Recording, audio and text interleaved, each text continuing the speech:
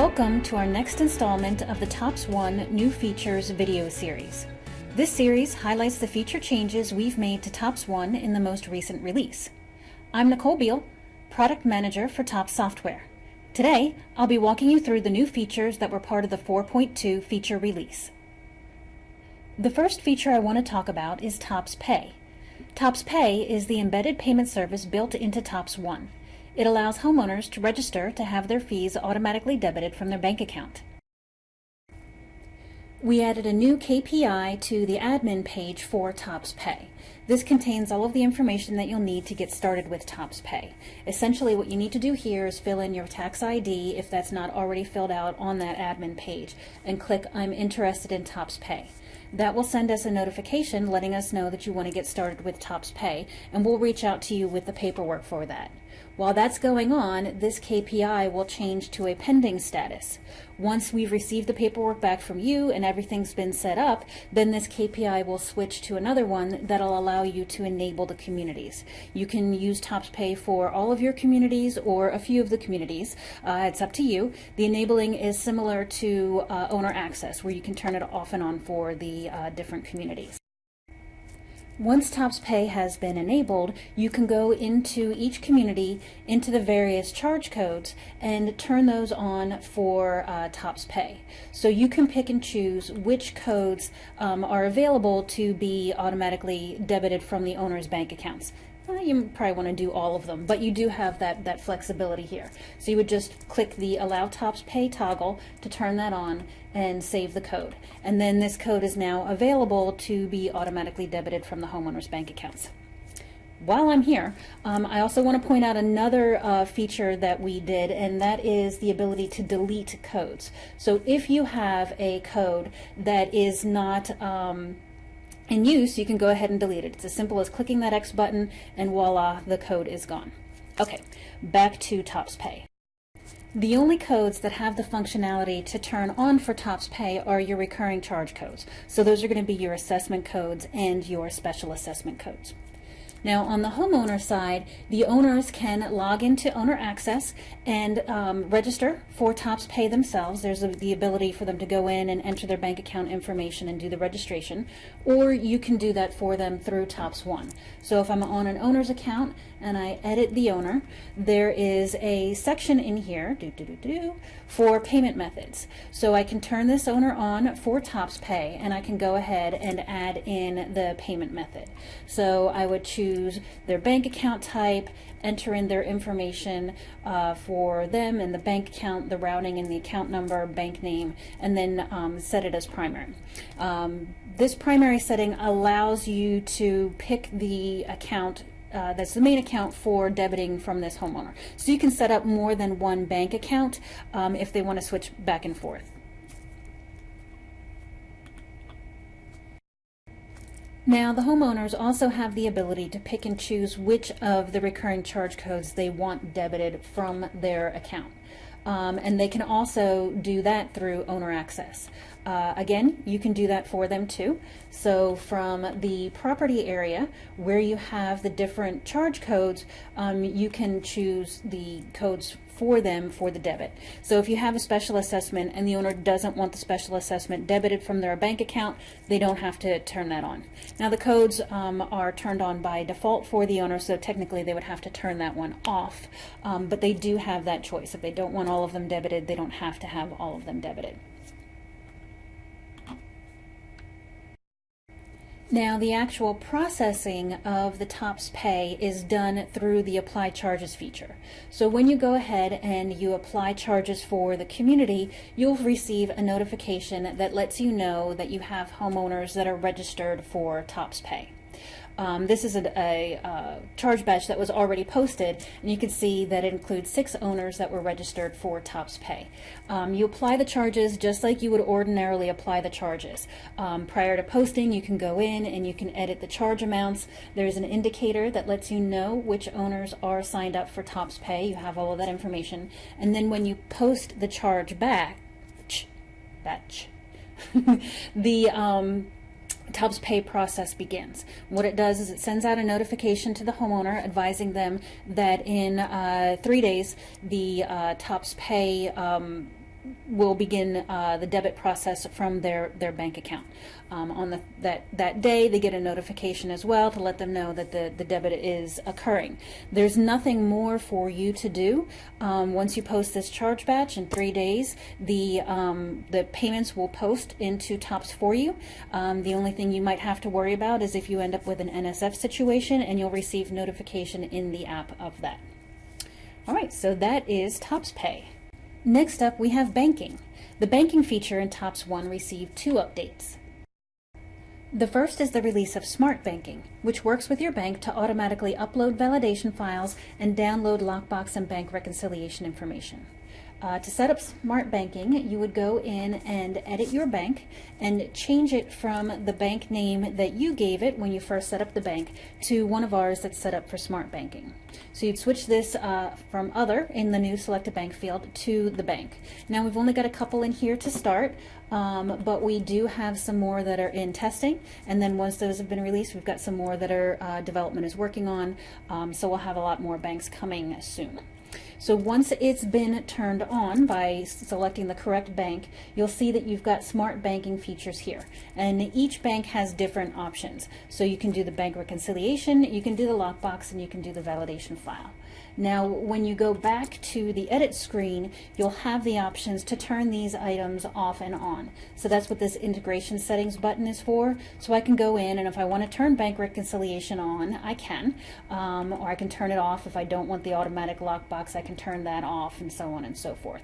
For each of these items, you'll see it asks for a username, a password, and some other information.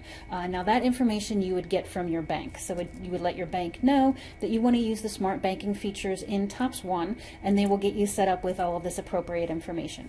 Once it's been loaded in here by you and set up, you would just go ahead and save that, and you're ready to go. There's really nothing more to do. The validation files automatically upload based on the bank's requirements. The lockbox files automatically download, so you won't have to import and post those anymore. And the bank reconciliation transactions will download and match up with the transactions that you have in TOPS 1. With the bank reconciliation, you may have a little bit more work to do, just because if there are service fees or interest or anything like that, and that hasn't been entered into TOPS 1, then it can't match it up. So when you do your bank reconciliation, you'll have to go in and match those yourself. Okay, so that was Smart Banking. The second feature that was updated in banking is the validation file export. So we moved that. It's no longer in the accounts receivable menu. It's now under the bank. So you would just select your bank, and then in the actions menu you have the export validation file feature. Now what this is going to do is it's going to show you all of the communities that bank with this bank, and it's going to show you all of the bank accounts that have a lockbox ID. So you're no longer going to be limited to only being able to create a validation file for your default bank account. Now if you have other bank accounts with a lockbox ID, you'll be able to create a validation file for those accounts too. We haven't changed any of the formats. All of the formats are still here, so you would go ahead, select your format, export your validation file, and send that off to the bank. Next up, we have Views. Views is a new feature that will allow you to save your sorted and filtered index views. Views has been added to your tickets pages and your index pages. So your CC&R, work order tickets, and owner index page and pages like that. So to access the views, you would do it through the filters. So what you would do is you would set the filters for what it is that you want to see. So I want to see my CC&R tickets in a list view. I want them sorted by address. And you can do anything else. So if you only want to see your CC&R codes or street contains, item contains, you can use any of the filters that we have here. Once you have everything set, then you would go ahead and save your view. So to do that, you click the plus here, give your view a name, and you can choose if this is going to be a public view or if it's a private view, if you don't want anybody else but you to see it.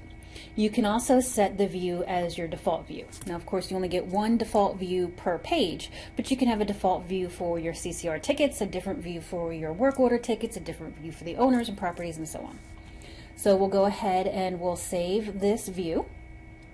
And now that the view is saved and marked as my default, every time I go to this page, it will look like this. So if I navigate away, I'll go to my community profile page, go away from that CC&R ticket view, and then navigate back. When I go back to the CC&R tickets view, it will be sorted and filtered exactly the way I had saved it.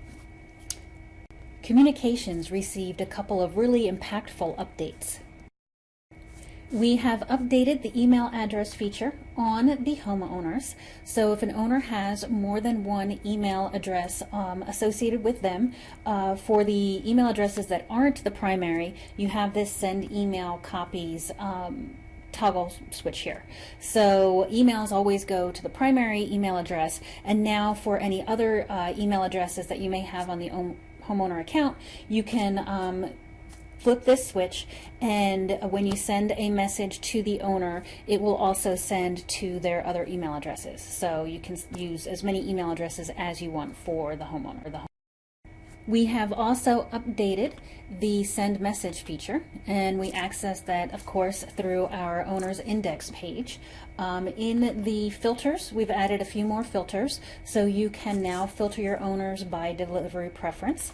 We've added the ability for the email filter to show owners with emails or owners without emails. It defaults to both. You can also filter based on sections if you have those set up. We've also got our views, so I have a saved view here for owners and renters, and we'll go ahead and apply that. You can also send messages to all owner types. So your primary owner, your other owners, renters, previous owners, you can send emails to all of them. All right, so I have my view. I'm going to select everybody from this view, and then I'm going to go ahead and choose send message to generate a message for these owners. Now the send message screen itself hasn't really changed, but we did add some new features here. The first is in the attachments area. When you attach more than one file, we'll just select 2 files here. The system will upload those files, and then you're given the option, if you want to, when you send the message, have those files display as individual links, or if it downloads as a zip file. So you've got those options there. I'm just going to remove these because I actually don't want to send them in my email. You also have the create mailing labels option. So when you generate the message for the homeowners whose delivery method is print, or if the template that you use is print only, you now have the option of generating mailing labels for your recipients. Just going to choose a template, type in a subject here. And then you'll see in the message area I have a signature. So that's something that you would set up on your user account. And you can access your user account up here under the little person. You just click on your email address that you log in with and go ahead and edit your user, and it's email signature, I believe, is the name of the field. So you would just update that. If you don't want the signature in this message, you can always delete it, and then go ahead and type your message here. So then we're going to go ahead and generate and review. Now this is new too. So what it's going to do is it's going to generate the message batch. It's going to create the PDF attachment documents, but it's not actually going to send any of the emails out. And that way you will have the ability to review those documents prior to sending them. So what it's doing right now is generating the documents, and you can see I've got this processing here. It says it hasn't been emailed to any recipients yet.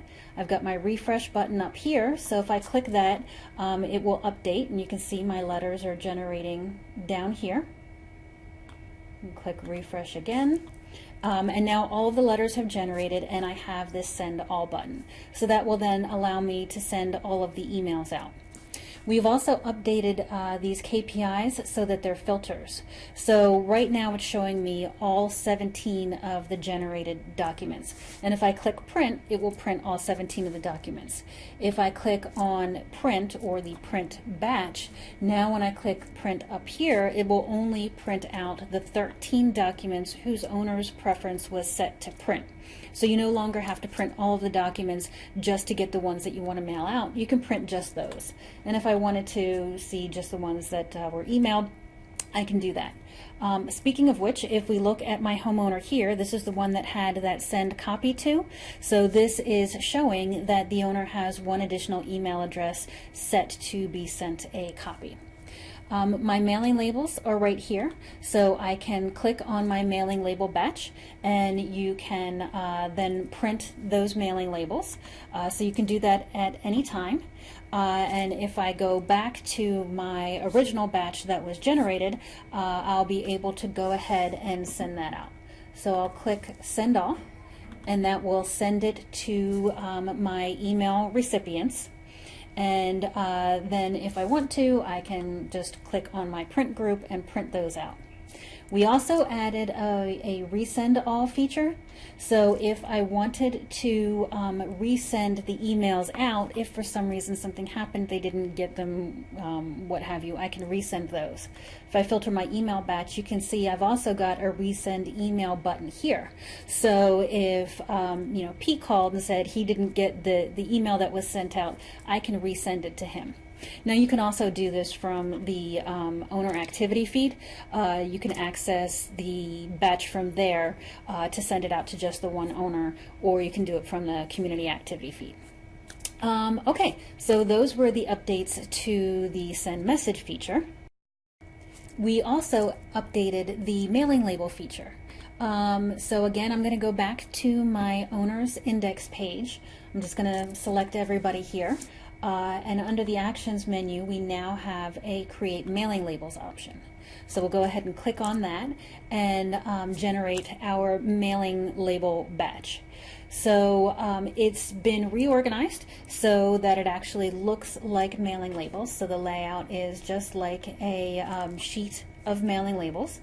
Under settings, you have some options here. So starting row, starting column, if you've got a half sheet of labels and you want to start it at a different row, you can do that.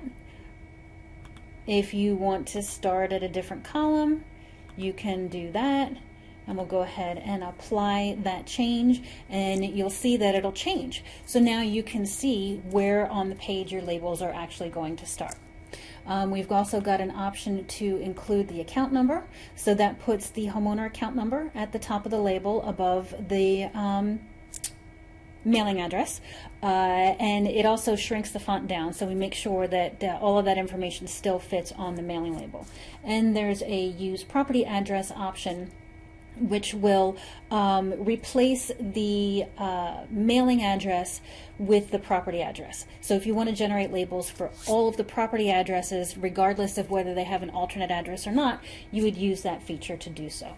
You can also remove owners from the labels. So if I don't want to send a label to or generate a label for this person, I can remove them out of the batch, and everything kind of reorganizes, pushes itself up so that you still have a clean sheet of labels.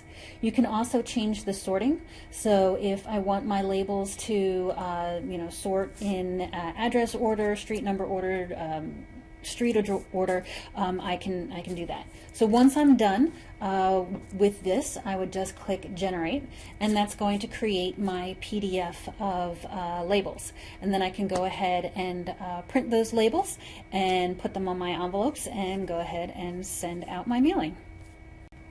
We've added a new Edit All feature, which allows you to make changes to property and owner information using a new grid view.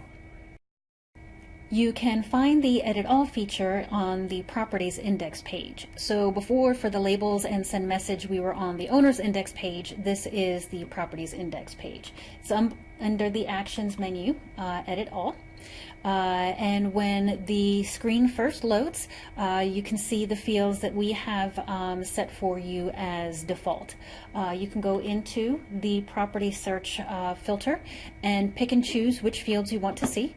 So if you want to not see all of these fields, you wanted to edit something specific, you can remove whatever fields you want from view. We have all of the property and owner fields for you to choose from.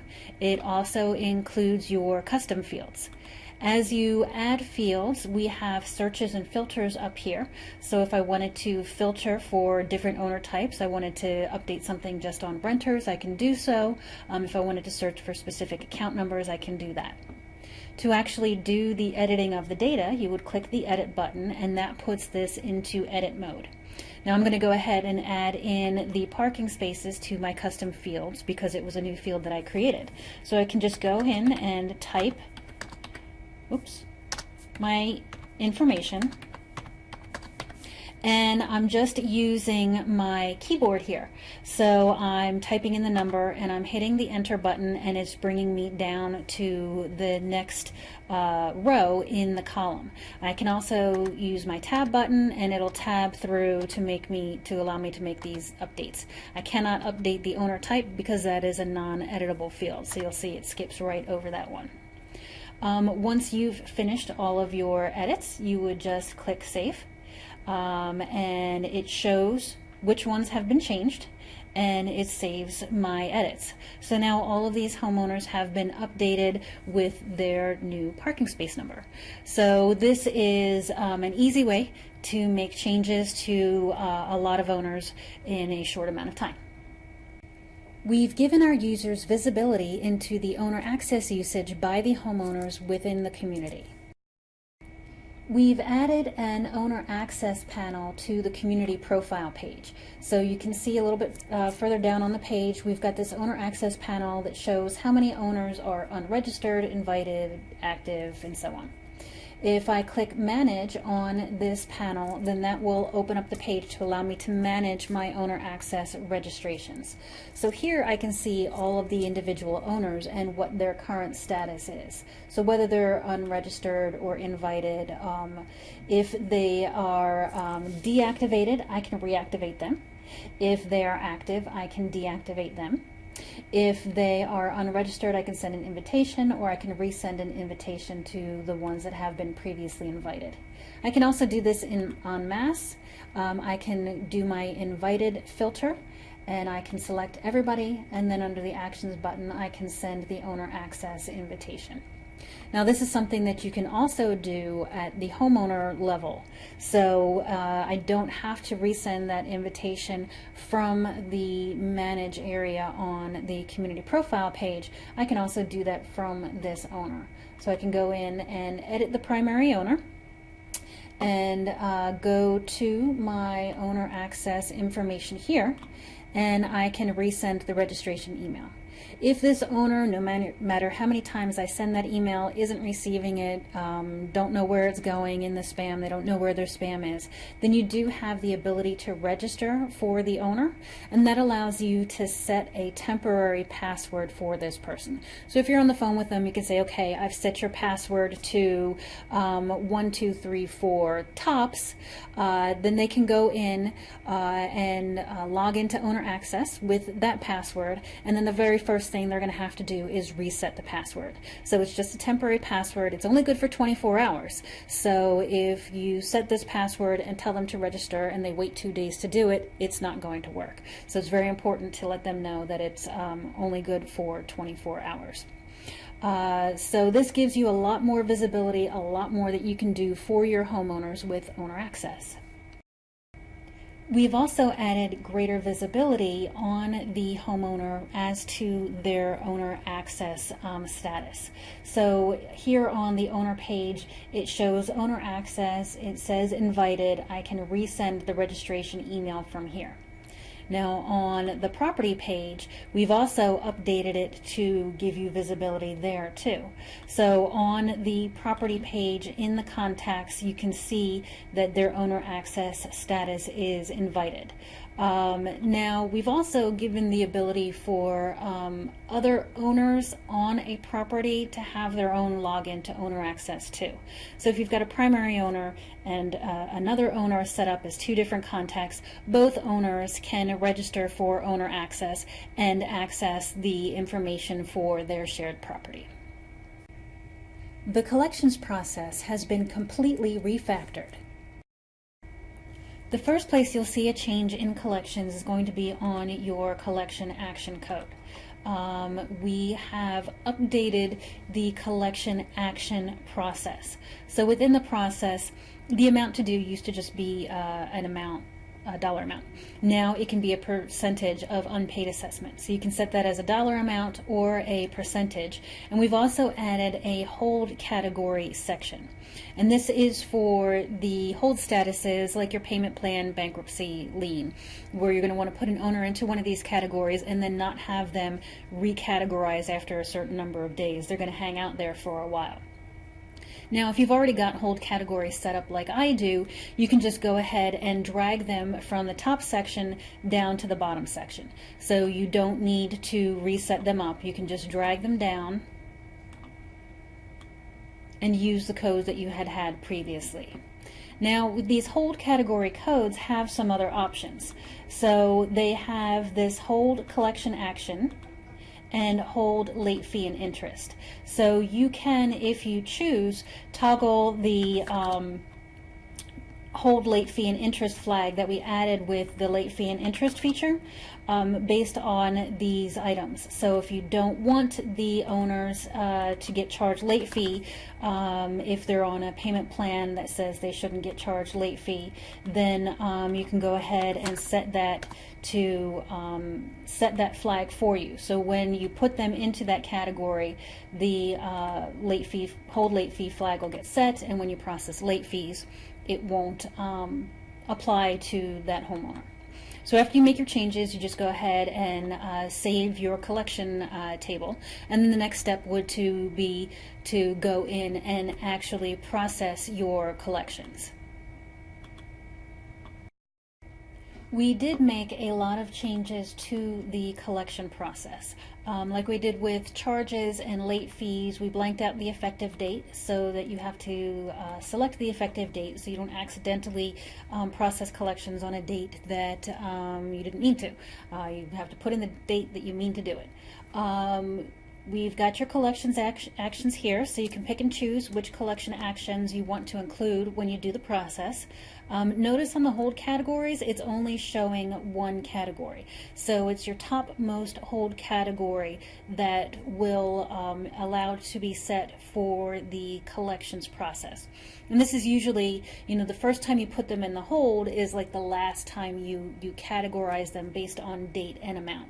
So for me, it's when they go to the attorney. So based on owing at least 100% and 80 days late, they go to the attorney and they stay there until I manually put them into another category, depending on what the attorney found out, whether they've filed for bankruptcy or have set up a payment plan, or we're going to put a lien, and then I'll manually move them into that category when I get the notification from the attorney. So the first hold category is the only one that shows as part of your actual process. All the others have to be manually taken care of. You can also select the codes for your collection process. So you can pick and choose which codes to include as far as the balance is concerned when you're processing your collections. By default, we've selected the assessment codes for you. So all of your recurring charges, you can select any codes that you want. All of the codes is entirely up to you. When you process collections for the first time, it will remember your selections. So you don't have to go in here and reselect the codes every time you process the collections. Just do it once and it will remember that for you. So now we'll go ahead and we will accrue our collections batch. And you can see once the batch has accrued, the screen looks very similar to the updates that we made to the apply charges and apply late fees. So you have your search here to search for a specific owner or transaction. You have your sort, so you can sort all of the owners in a different method, and then you have your details down here. Now we have updated the collection details to show you the actual number of days that the owner is delinquent, the total amount due for the owner, as well as what their last action was and the proposed step. It also indicates whether or not that owner has the hold delinquency notice flag turned on. So that means they get stepped through the collection process, but the delinquency notice doesn't generate because you have a hold set so that they don't get that letter. That hold delinquency notice is only for the letter. Hold action is what keeps them in the step where they don't categorize any further.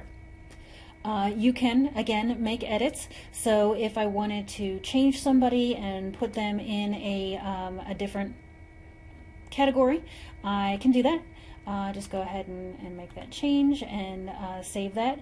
You can see that it does categorize forward and backward. I probably didn't want to do final notice. I probably would have wanted to do this one. This person had gotten a third notice, but they paid the part of their balance off, and so now they get a second notice. So it will go forward or back, or uncategorize owners that have completely paid off their balance and don't belong in collections anymore. So after you've updated your batch, you'll go ahead and you will post the batch. When you post the batch, you're given the option to generate one letter per property owner address. So if this owner is using an alternate address, this gives you the ability to produce a letter for that alternate address and for the property address. So you can send the notification out to all of the addresses that you have on hand for the individual owners. We've updated the screen after posting too. So if we take a look again at our owners, they're broken out into batches by letter. So I can print letters for just the second notice group, or I could print letters for just the attorney action group, and I can also print reports here. And these are collapsible, so you can open and close them if you don't want to look at all of that. Under the Actions menu, you also have the ability to print the letters for everyone, so it'll print all of those batches, as well as print a report for everyone. So this report is your collections process posting report that shows everybody and where they are in the process, and the posting charges and fees.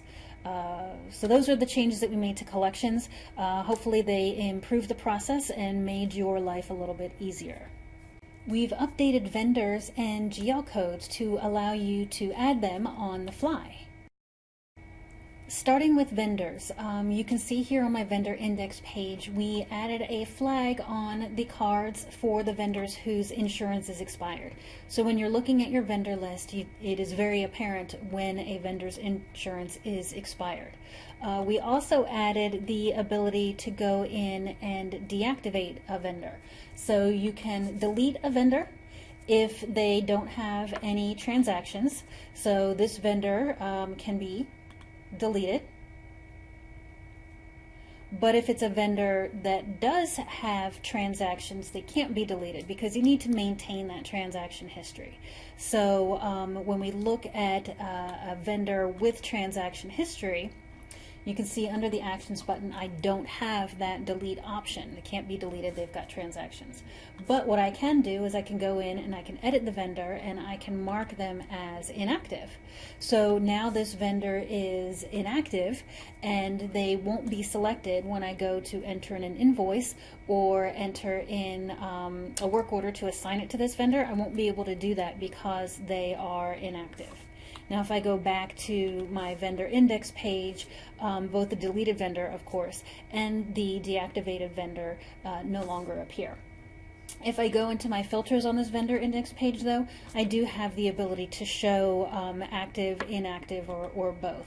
So if I want to show my inactive vendors, I can find him here to look at his history, his information, or I can do a search and they'll still pop up in the regular search bar. Now the other updates I can show you if we go into the Enter Bills feature. So we'll just put in a community and we can search for our deactivated vendor. And that vendor you can see comes up. I do have a 123, but it's a different one. If I search for a vendor whose insurance is expired, that does display for me.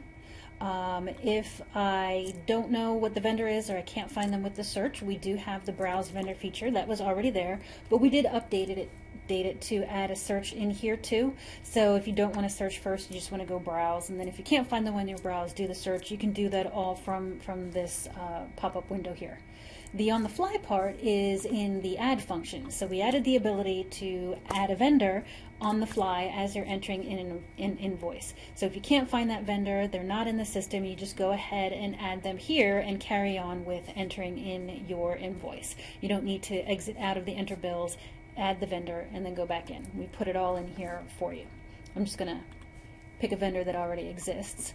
The other on-the-fly feature that we added is in the GL accounts, and I can show you that in this bill too.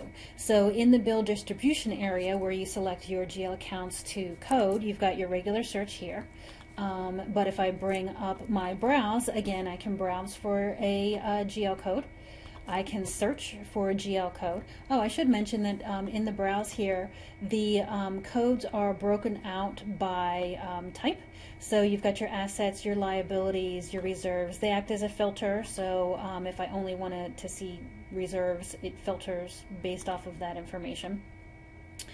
And then I have the ability to add on the fly as well. So I can add the GL account number, the account name, and assign the fund to it. If you use cost centers, you would assign the cost center to it here as well. This community doesn't have cost centers, so you don't see that option. But I can go ahead, and if the GL account doesn't exist that I want to code this bill to, I can just create it here and then carry on, finish entering my bill, and move on to the next one. So those are our new on-the-fly features. The CC&R feature has been updated with 2 really useful items. The first update to CC&R is the batch close feature. So I can select, we'll just select them all, a whole bunch of CC&R records.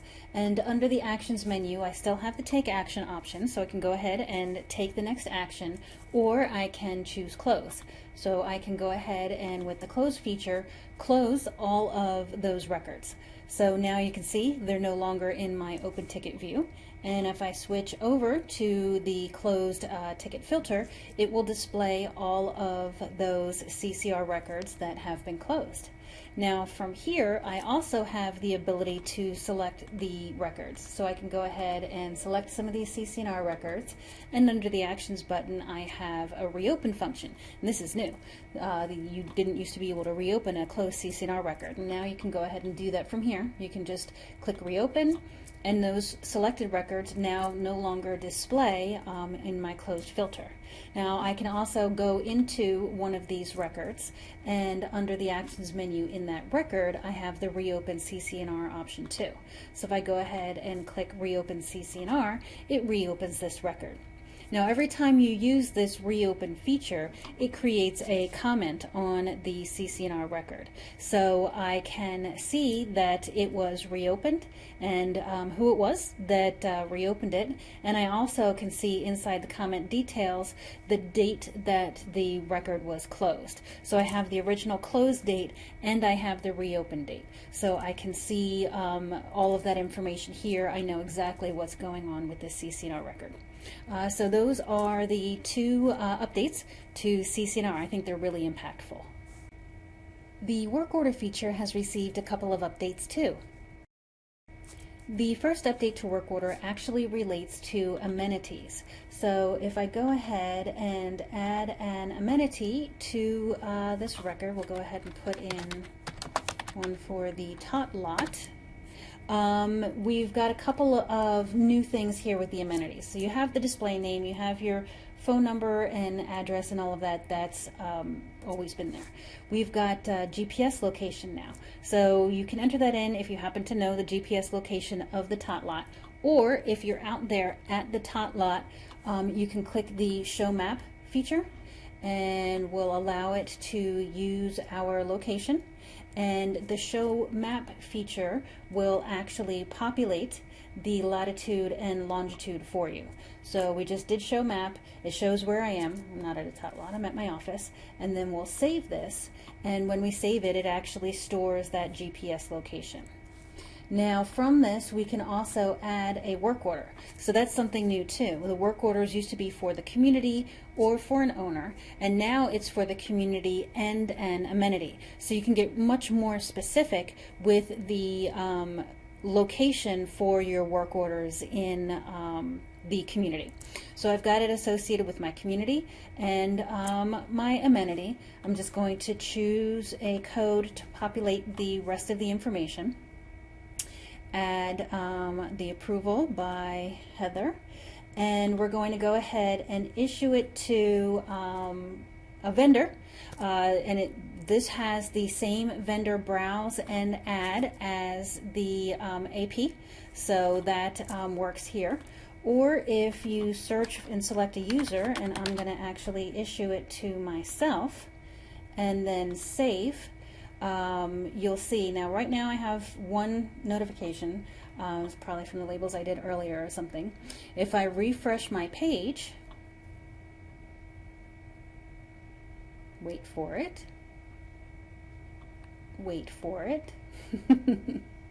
when I refresh my page, you can see I now have a new notification.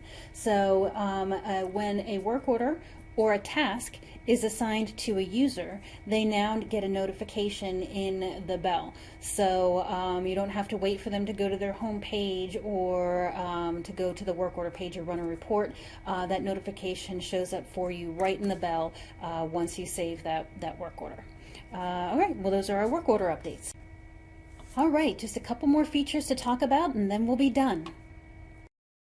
We'll begin our ending with closed period protection. We added a claim in the user roles for closed period protection in the various areas where you can post accounting functions. So in accounts payable, you'll see it's maintain closed period entries. And that's what it's called in all the different areas.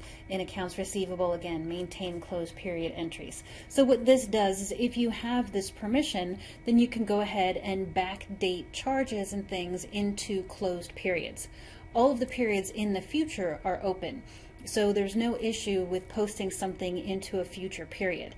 Now we have set it up so that the future period has to exist. In TOPS 1, each year you have to set up the next year. So until next year is set up, you can't post anything into next year. So this also prevents you from accidentally fat fingering the date and posting something into 2081. That won't happen with TOPS 1. So you'll find this maintain closed period claim in the accounting functions AP, AR, GL, and you'll also find it in CC&R, because when you post your CC&R actions, there is a fine associated with it. So if somebody's going to be backdating those CC&R action dates and it includes a fine, they are going to need this maintain closed period entry if that is into a backdated closed period. Now if it's earlier on in the current month, not a problem. It's just into a closed period. All right, so that's the first of the N. Next we have another addition to the owners. So I'll go ahead and search for a renter, because this is actually for a renter, and show you that we added lease dates. So on this renter, it shows their lease start and their lease end date. And if I go in and I edit the renter, I can go ahead and enter in that lease date information. So the lease date shows on the renter themselves, and if I go to the property that this renter is associated and look at all of the people, the renter's lease dates show here as well. So you'll see your owner's settlement date and your renter lease dates in this area. And that is it. That is all. This was a media release filled with a lot of great new features and feature improvements. Thank you for spending this time with me.